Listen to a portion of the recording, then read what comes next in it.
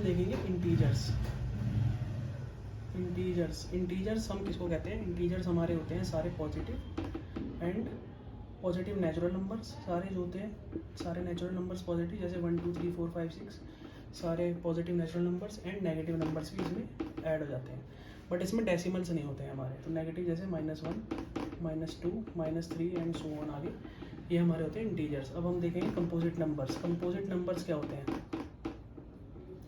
Composite numbers मतलब compose करे हुए, जैसे जिसके मोर देन 2 फैक्टर्स होते हैं। जिस नंबर के जैसे 4 है तो इसके मोर देन 2 फैक्टर हैं, जैसे ये 1 से भी डिवाइड हो सकता है, 2 से भी और 4 से भी, तो इसके हैं मोर देन 2 फैक्टर्स। तो ये होते हैं हमारे कंपोजिट नंबर। 4 6 8 ये हमारे कंपोजिट नंबर हो गए ऐसे ही। तो अब हम देखेंगे प्राइम नंबर्स।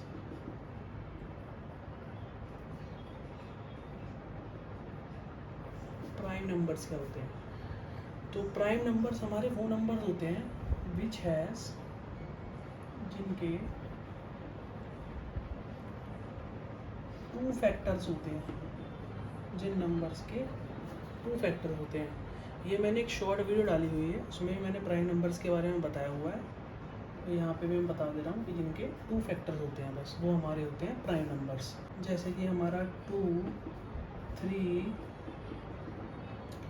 5 7 ऐसे सो ऑन। तो 2 फैक्टर्स का मतलब यहाँ पे क्या हो गया? जैसे कि कोई नंबर अगर 2 नंबर से डिवाइड हो सकता है, एक अपने से और एक किसी और से, एक 1 से, एक किसी और मतलब 1 से और एक अपने से। जैसे 2 है तो 2 1 से भी डिवाइड हो सकता है और 2 से भी डिवाइड हो सकता है। 3 है, 3 हमारा 1 से डिवाइड हो सकता है एंड 3 से भी डिवाइड हो सकता है।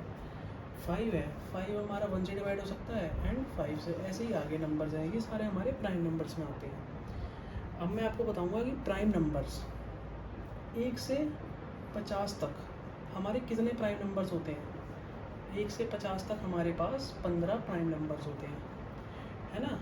और हमारे 1 से 100 तक, 1 से 100 तक हमारे पे कितने प्राइम नंबर्स होते हैं? 1 से 100 तक हमारे पे 25 प्राइम नंबर्स होते हैं, ठीक है। तो ये आपको प्राइम नंबर्स याद करने पड़ेंगे कि हमारे पे इतने ऐसे रहते हैं। तो क्वेश्चन कभी कम्पिटिटिव एग्जाम में पूछ लेते हैं प्राइम नंबर्स पे जो आते हैं, वो मैं आपको जब आगे कराऊंगा। तो अब हम देखेंगे, अब हम पढ़ेंगे रैशनल,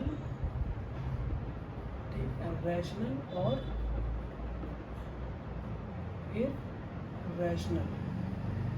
इर्रेशनल नंबर्स हमारे क्या होते हैं, रैशनल एंड इर्रेशनल नंबर्स। तो रैशनल एंड इर्रेशनल नंबर्स क्या होते हैं हमारे? पहले में हम बात करते हैं इर्रेशनल की। इर्रेशनल में IR लिख रहा हूँ, ठीक है। इर्रेशनल नंबर्स, इर्रेशनल नंबर्स हमारे होते हैं नॉन रिकरिंग, ठीक है, रिकरिंग, नॉन रिकरिंग नंबर्स जो होते हैं हमारे इर्रेशनल नंबर्स होते हैं। और इनके अलावा सारे हमारे रैशनल नंबर्स होते हैं। तो नॉन रिकरिंग का मतलब क्या है? कि जो रिकर नहीं होते, रीअकर नहीं होते। जैसे कि रिकरिंग मतलब हमारा जो रीअकर नहीं हो रहे हैं, रीअकर मतलब दोबारा से नहीं आ रहे हैं। जैसे हमारा एक हम वैल्यू लेते हैं √2 की वैल्यू होती है हमारी, ठीक है, 1.41121 ठीक है ऐसे। तो ये आप देखिए हमारा रिपीट नहीं हो रहा है एक भी नंबर यहाँ पे, जैसे मतलब 8 डिजिट के बाद रिपीट होने लग जाती है संख्या, तो वो हमारी नहीं हो रही है। तो ये हमारे नॉन रिकरिंग नंबर है, तो ये हमारा इर्रेशनल नंबर है। तो इर्रेशनल नंबर के एग्जांपल्स क्या हैं हमारे? √2, आप घर जाकर देखना, √3 और हमारा, ठीक है, √11 एंड पाई, ये हमारा नॉन रिकरिंग नंबर्स है। आप देखेंगे हमारे रैशनल नंबर्स, ठीक है। हमारे रैशनल नंबर्स क्या होते हैं? रैशनल नंबर्स, तो रैशनल नंबर्स हमारे होते हैं जो रिकरिंग नंबर्स होते हैं। यहाँ पे देखिए हमने क्या था, नॉन रिकरिंग नंबर्स, और रिकरिंग नंबर्स मतलब कि जो हमारे बार बार रिपीट हो रहे हैं, रीअकर हो रहे हैं, रिकरिंग नंबर्स। तो रिकरिंग नंबर्स में हमारा ये एग्जांपल है 1/3 का, तो ये होता है हमारा 0.3333, ये आपने, ये कॉमन एग्जांपल है, सबको पता होगा ये। तो ये हमारा होता है रैशनल नंबर, है ना। तो रैशनल नंबर के हमारे एक 1/3 और 1/7 और 1/7 सॉरी 1/7, ये सारे हमारे रैशनल नंबर के एग्जांपल्स हैं। अब हमारे रैशनल और इरेशनल में आप एक बात और याद रखना कि हमारे सारे नेचुरल नंबर्स, ठीक है, जो नेचुरल नंबर्स हैं वो हमारे रैशनल नंबर्स हैं, ठीक है। जो भी हमारे नेचुरल नंबर्स हैं, जो हमारे होल नंबर्स हैं, होल नंबर्स वो सारे रैशनल नंबर्स हैं। जो हमारे इंटीजर्स हैं वो भी हमारे रैशनल नंबर्स हैं, ठीक है। और अब हमारा देखिए एक वैल्यू होती है 22/7, जिसको हम पाई की वैल्यू भी कंसीडर करते हैं। इसकी क्या होती है, इसको कैसे लिखते हैं, अगर हम इसको पॉइंट्स में निकालें 3.142857 इसकी वैल्यू, ठीक है। इसके ऊपर हम बार लगा देते हैं क्योंकि ये बार बार रिपीट होगा। जैसे हम देखिए इसकी वैल्यू 3.142857, तो इसका बार का मतलब क्या है, बार का मतलब है कि ये बाद में यही संख्या बाद में रिपीट हो रही है, यही संख्या बाद में वापस रिपीट हो रही है, तो ये भी हमारा रैशनल नंबर होता है, ठीक है। कंपोजिट नंबर्स, हमारे कंपोजिट नंबर्स जो होते हैं वो रैशनल नंबर्स होते हैं। हमारे ऐसे ही प्राइम नंबर्स, प्राइम और even numbers and odd numbers, ये सारे हमारे रैशनल नंबर्स होते हैं। अब हम देखेंगे इम्पॉर्टेंट फार्मूलाज, ठीक है, इम्पॉर्टेंट फार्मूलाज जो हमारे नंबर सिस्टम में यूज़ होते हैं। इम्पॉर्टेंट फार्मूलाज, तो हमारे इम्पॉर्टेंट फार्मूलाज क्या होते हैं, जैसे हमें एक क्वेश्चन दिया गया कि फाइंड सम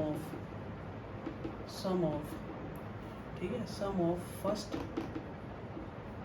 n, ठीक है, n नेचुरल नंबर्स, ये हमारा, ठीक है, कोई क्वेश्चन है कि मान लीजिए n की डिजिट यहाँ कुछ भी हो सकती है, कुछ भी आपको क्वेश्चन में दे सकते हैं, तो इसका फॉर्मूला होता है हमारा n × n+1 डिवाइड बाई 2, ठीक है। सिंपल फॉर्मूला होगा इसका एकदम। ऐसे ही हमें दे दिया, अब यहाँ पे नेचुरल नंबर्स है, अभी हमें दे दिया कि फाइंड सम ऑफ, ठीक है, फर्स्ट n इवन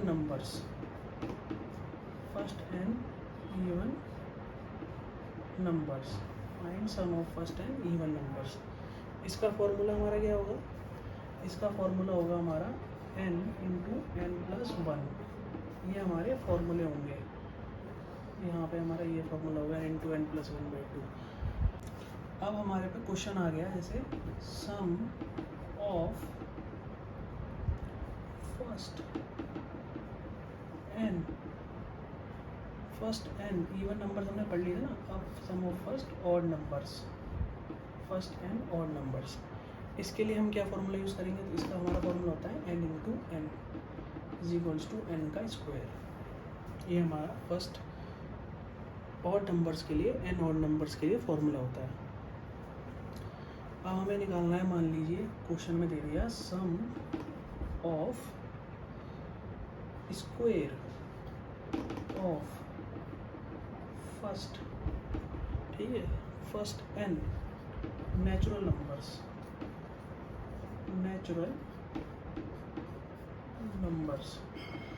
ठीक है। अब हमें दे दिया sum of square of first n natural numbers, इसका हमारा क्या फॉर्मूला होगा, ठीक है। ये फॉर्मूले याद करके बहुत इजी हो जाएगा हमें क्वेश्चन आगे सॉल्व करना, जो भी हमारे कम्पिटिटिव एग्जाम्स में आते हैं। तो इसका हमारा फॉर्मूला होगा n × n+1 ब्रैकेट में, ठीक है, × 2n+1 divide by 6 bracket closed. ये हमारा स्क्वायर के लिए फॉर्मूला हो गया। अब मान लीजिए हमें दे दिया find sum of cubes of first n natural numbers. अभी हमें स्क्वायर दिया था, अब हमें क्यूब दे दिया, तो क्यूब का क्या करेंगे हम, फॉर्मूला क्या होगा क्यूब के लिए? क्यूब के लिए हमारा फॉर्मूला होगा n into n plus one divide by 2 का होल स्क्वायर। ये होगा हमारा क्यूब के लिए फॉर्मूला। अब हम देखेंगे कि डिवीजन एल्गोरिदम समझेंगे हम बहुत आसानी से, इजीली हम इसको समझ लेंगे। अब यहाँ पे डिवीजन एल्गोरिदम को तो हम सब ने शुरू में पहले की क्लासेस में हमने मतलब छोटे पे हमने डिवाइड करना सीखा होगा। डिवाइड हमने सीखा, तो डिवाइड हमने कैसे सीखा था कि जिस चीज़ से हम डिवाइड कर रहे हैं उसको हम बोलेंगे डिवाइज़र, है ना। जिस चीज़ को हम डिवाइड कर रहे हैं वो है हमारा डिविडेंड, उसको हम डिविडेंड बोलेंगे, है ना। और मान लीजिए डिवाइज़र को हम डिवाइज़र से डिविडेंड को डिवाइड कर रहे हैं, तो हमारी जो संख्या आ रही है, मतलब मान लीजिए हम यहाँ पे एक एग्जांपल लें, 2 को 4 से कर रहे हैं हम डिवाइड, तो 2 2 जा 4 हमें पता लग रहा है, ठीक है। तो जो हमारी ये संख्या आ रही है इससे डिवाइड करके हमारा ये आ जा रहा है रिमाइंडर 0, है ना। तो इसको हम बोलते हैं कोशेंट, है ना, इसको हम कोशेंट बोलेंगे, है ना। और हमारा जो यहाँ पे इसको जो भी हमारा डिवाइड करके कट जाएगा, जो हमारा बचेगा उसको बोलेंगे रिमाइंडर,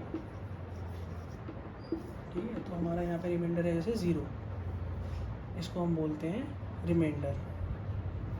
अब आप देखिए कि हम कोशेंट और रिमाइंडर, जो हमारा कोशेंट है प्लस रिमाइंडर, है ना। तो आप देखिए यहाँ पे हमारा ये फॉर्मूला बनेगा कि डिविडेंड, अगर हमें डिविडेंड की वैल्यू निकालनी है, हमें डिविडेंड निकालना है, तो डिविडेंड का हमारा फॉर्मूला हो जाएगा डिवाइज़र, ठीक है, divisor into quotient plus remainder. अब अगर हम यहाँ पे बॉड मास का यूज़ करें तो देखिए हमारा मल्टीप्लाई पहले होगा, बाद में हम प्लस कर देंगे। तो अब हम इस एग्जांपल से लेते हैं जो हमने 2 से 4 को डिवाइड करा था। तो आप यहाँ पे देखिए कि हमने जो हमारा डिवाइज़र है वो है 2, ठीक है, डिवाइज़र है हमारा 2, और कोशेंट हमारा क्या दिया हुआ है 2, कोशेंट जो आया हमारा, ठीक है, प्लस रिमाइंडर है 0, तो ये 4 आ गया। 4 के आगे ये आ गया हमारा डिविडेंड, जो हमारी वैल्यू होती है जिसको हम डिवाइड कर रहे हैं। तो ये होता है हमारा डिवीजन एल्गोरिदम, पूरा डिवीजन का फॉर्मूला। इस पे हमारे क्वेश्चंस आते हैं कई कॉम्पिटिटिव एग्ज़ाम्स में सारे, है ना। तो मान लीजिए आपको कोशेंट दे दिया है, कोशेंट दे दिया है 120, डिवाइज़र हमें दे दिया है 456, रिमाइंडर हमें दे दिया है 4, ठीक है। अब इस फॉर्मूले में अगर हम वैल्यू पुट कर दें तो हमारा डिविडेंड आ जाएगा। अब हमें बोला गया कि डिविडेंड निकाल दीजिए आप इसका, तो डिविडेंड आ जाएगा हमारा इस फॉर्मूले में अगर वैल्यू पुट कर दें। अब इसमें हम पुट करते हैं वैल्यू, ठीक है। तो हमारा क्या है, डिवाइज़र है 456 मल्टीप्लाई बाय कोशेंट, ठीक है, यानी कि 120 प्लस 4, हाँ। तो हमारी ये कुछ वैल्यू आएगी 54724, ये हमारा आ जाएगा आंसर इसका।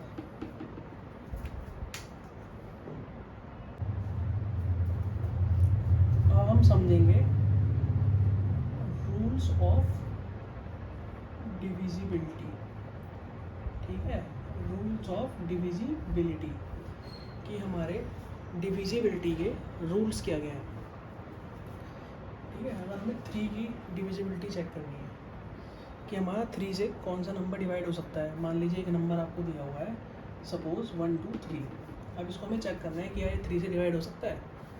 तो इसका रूल क्या है, अब हमें 3 से डिवाइड करना है इसको कि भाई 3 से हो सकता है या नहीं। इसका एक सिंपल सा रूल है, सम ऑफ डिजिट्स कर दीजिए आप, है ना। तो सम कर दीजिए इन डिजिट्स का, तो 1 + 2 3, 3 + 3 6, ठीक है। सम ऑफ डिजिट्स आ गया आपका 6। 6 को आप 3 से डिवाइड कर दीजिए, 3 2 या 6, ये आपका फुली डिवाइड हो रहा है, तो आपका जो नंबर है ये 3 से डिविजिबल है, ठीक है। तो ये हो गई हमारी 3 की डिविजिबिलिटी चेक। कैसे हुई थी हमारी, सम ऑफ डिजिट्स, इसका फॉर्मूला ये हो गया, ठीक है। सम ऑफ डिजिट्स कर दिया हमने, डिवाइड बाय 3 कर दिया, तो इससे हमारी 3 की डिविजिबिलिटी पता लग गई। अब हम मान लीजिए 4 की डिविजिबिलिटी हमें पता करनी है, तो कैसे करेंगे। अब 4 की डिविजिबिलिटी हमें देखनी है, तो हम देखेंगे कि भाई जैसे हमारा नंबर है सपोज 1764, है ना।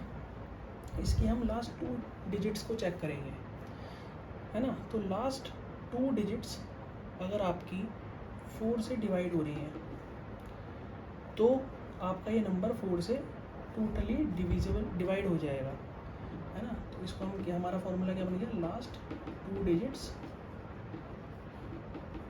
डिवाइड बाय 4, तो हमारा नंबर पता लग जाएगा हमें कि 4 से डिविजिबल है। इजी ट्रिक एकदम। ऐसी अब हम देखेंगे 5 की डिविजिबिलिटी, ठीक है। 5 के लिए हम देखेंगे, तो 5 के लिए हमें पता है कि 5 से हमारा वही नंबर कट पाएगा जिसकी यूनिट डिजिट जो है, यूनिट डिजिट है ना, जो यूनिट डिजिट मतलब जैसे 1 2 3 में हमारी यूनिट डिजिट है 3, मतलब 10, ये हमारी वंस डिजिट जो यूनिट डिजिट है वो 0 होगी या तो 5 होगी, वही नंबर हम 5 से काट पाएंगे। अब 2 और 3 थोड़ी ना काट पाएंगे हम 5 से, तो मान लीजिए 10 है, तो यही नंबर हम 5 से डिवाइड करना है, तो यूनिट डिजिट हमारा 0 है, तो ये ईजिली 5 से डिवाइड हो जाएगा। जिसका 0 और 5 होगा, तो 5 की डिविजिबिलिटी बहुत ईजी है। जिसका यूनिट डिजिट 0 या 5 होगा वो हमारा 5 से ईजिली डिविजिबल हो जाएगा, उसमें हमें कोई प्रॉब्लम नहीं आएगी, ठीक है। अब मैं बताऊंगा 8 की डिविजिबिलिटी। 6 की हम देखेंगे बाद में, क्योंकि 6 की थोड़ी उसमें 2 तरीके से है, वो आपको बाद में बताऊंगा 6 के लिए। तो 8 के लिए क्या है, सपोज हमारा नंबर है 1 2 2 8, एक हमारे पास नंबर है, ठीक है। इसकी हमें क्या करना है, 8 की डिविजिबिलिटी चेक करने के लिए लास्ट की 3 डिजिट्स हमें 8 से डिवाइड करनी है। अब देखिए 4 में हम लास्ट की 2 डिजिट्स 4 से डिवाइड कर रहे थे, 8 में हम लास्ट की 3 डिजिट्स को 8 से डिवाइड करेंगे, तो देखते हैं हम क्या ही डिवाइड हो रही है, ठीक है। तो यहाँ पे हम देखते हैं, तो 8 2 आ गया हमारा 16 और 68 नहीं हो पा रही डिवाइड, ठीक है। तो ये नंबर 8 से डिविजिबल नहीं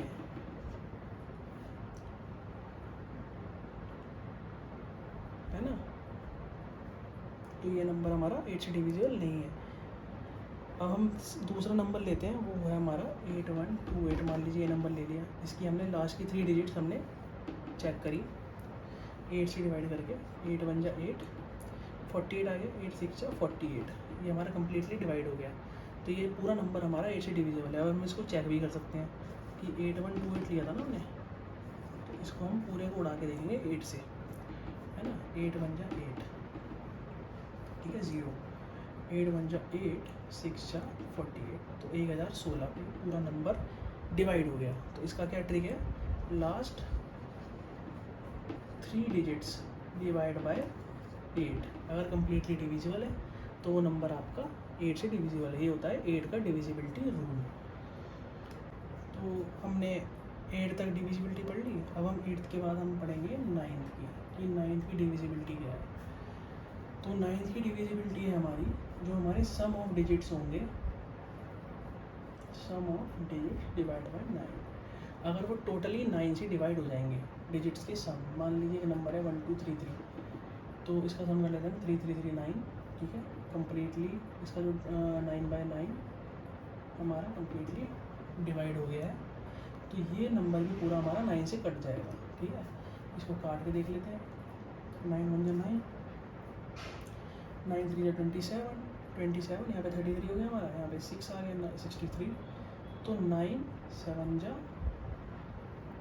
63, तो 137 कम्प्लीटली डिवाइडेड, ठीक है। तो सम ऑफ डिजिट्स डिवाइड बाय 9, ये हमारा 9 की डिविजिबिलिटी रूल है। अब हमारी आती है आसान, जो कि 10 की है। तो 10 के लिए अब हम सबको पता है कि लास्ट डिजिट 0 होगी तभी वो 10 से कम्प्लीटली डिविजिबल होगा, है ना। तो 10 के लिए हमारी डिविजिबिलिटी यही है कि लास्ट डिजिट 0 होनी चाहिए। अब हम देखेंगे मोस्ट इम्पॉर्टेंट 11 की डिविजिबिलिटी क्या है। तो 11 की डिविजिबिलिटी हम कैसे चेक करेंगे कि sum of odd place value minus sum of even place value. ठीक है, अगर ये आपका 0 आ जाता है तो वो नंबर कम्प्लीटली डिविजिबल है 11 से। अब मैं बताऊंगा इसका मतलब क्या है कि sum of odd place value और सम ऑफ इवन प्लेस वैल्यू। तो प्लेस वैल्यू हमारी बेसिकली होती है कि किस प्लेस नंबर की कौन सी प्लेस मतलब ऑड है इवन है, जैसे 1 2 3 4 अब ऐसे दे दिया मैं। अब हमें देखना है कि जो ये नंबर की फर्स्ट प्लेस है ना ये, तो ये हमारी फर्स्ट प्लेस तो 1 होता है ऑड, तो ये है हमारी ऑड। ठीक है, ऑड प्लेस है। ये 2 3 4 है ना, ये हमारी इवन है। अब इसको मैं मतलब अभी तो आपको ऐसे समझ नहीं आ रहा होगा, मैं बताता हूँ इसको। मान लीजिए 3 9 11 7 ऐसे दे दिया हमें। ठीक है, सारे और नंबर ले लेते हैं। तो इसमें हमारी ये जो प्लेस है ये फर्स्ट प्लेस है, ये सेकंड प्लेस है, ये थर्ड प्लेस है, ये फोर्थ प्लेस है। ठीक है, अब 2 और 4th प्लेस तो हमारी इवन प्लेसेस होंगी और 1 और 3 प्लेस हमारी ऑड प्लेसेस होंगी। तो इसमें वो वही बोल रहा है कि sum of odd place value, तो ये हमारी प्लेस वैल्यूज़ होंगी। तो प्लेस वैल्यू क्या होंगी, जो इन प्लेस पे जो वैल्यू होगी वो हमारी प्लेस वैल्यू होगी। तो सम ऑफ ऑड प्लेस वैल्यू मतलब जैसे 1 और 3 पे जो वैल्यू है, तो 11 + 3 11 + 3 हो गया हमारा 14। तो और ये हो गया हमारा 9 + 7 9 + 7 हमारा हो गया 16। तो आप देखिए यहाँ पे 2 का डिफरेंस आ रहा है ना, तो 2 का हमारा डिफरेंस आ रहा है, तो हमें तो 0 आना चाहिए, तभी वो कम्प्लीटली डिविजल होगा 11 से। तो 11 की डिविजिबिलिटी क्राइटेरिया, डिविजिबिलिटी रूल बहुत इंपॉर्टेंट है किसी भी एग्ज़ाम, किसी भी competitive exam point of view से। तो इसका यही है सारा डिविजिबिलिटी, इससे हम पता कर सकते हैं। अब देखो हमारे में यहाँ 2 क्वेश्चन दिए हुए हैं रूल्स ऑफ डिविजिबिलिटी पे। हमें इसमें पहले क्वेश्चन में बोला है कि 7 8 9 6 x29 इज डिविजिबल बाय 9, मतलब ये नंबर हमारा 9 से डिविजिबल है। Then 3x is equals to what, तो 3x की वैल्यू क्या होगी, है ना। तो हमने जैसे कि 9 की डिविजिबिलिटी पढ़ी है। ठीक है, तो 9 की डिविजिबिलिटी हमारी कि डिजिट्स का सम डिवाइड हो जाना चाहिए कम्प्लीटली 9 से, है ना। तो इसलिए पहले हमें दे रखा है कि ये नंबर तो डिविजिबल है कम्प्लीटली 9 से। तो इसकी हम कैसे चेक करेंगे, तो इसको हम पहले ऐड कर लेंगे। तो 7 + 8 15 15 + 9 24 24 + 6 30। ठीक है, 30 + 2 32 32 + 9 41। तो 41 + x डिवाइड बाय 9 ये हमें दे रखा है। अब आप देखिए कि x की वैल्यू ऐसी आसपास क्या हो सकती है कि वो 9 से कम्प्लीटली डिवाइड हो जाए, क्योंकि हमें तो डिविजिबल दिया हुआ है, तो हमें तो डिवाइड करना है 9 से। तो आप देखिए 45 हमारा डिवाइड हो जाता है। तो 41 + 4 x की वैल्यू हम 4 रख देंगे तो 45 हमारा कम्प्लीटली डिवाइड हो जाएगा 9 से। 9 5 से 45, है ना। तो x तो हमारी x की वैल्यू जो है वो है 4 यहाँ पे, क्योंकि हमें 4 रखने भी हमें 45 मिला, तो हमारा कम्प्लीटली डिवाइड हो गया 9 से। तो हमें क्या निकालना है, 3x की वैल्यू। तो 3x की वैल्यू होगी 3 × 4 इज इक्वल्स टू 12। तो ये आ गया हमारा इसका आंसर। ऐसे ही हमें एक क्वेश्चन दिया हुआ है 11 पे। तो हमने 11 की डिविजिबिलिटी पढ़ी है कि sum of odd place value minus sum of even place value equal to 0 आना चाहिए, तो हमारा कम्प्लीटली डिविजल होगा 11 से। तो इसने क्वेश्चन में दे रखा है कि ये नंबर डिविजिबल है 11 से। देन a की वैल्यू बताइए, इस क्वेश्चन की तरह ये सेम। तो इसमें क्या करेंगे हम, पहले ऑड ले लो, तो 1 3 है ना 5, ये हमारी ऑड प्लेस वैल्यूज़ हैं।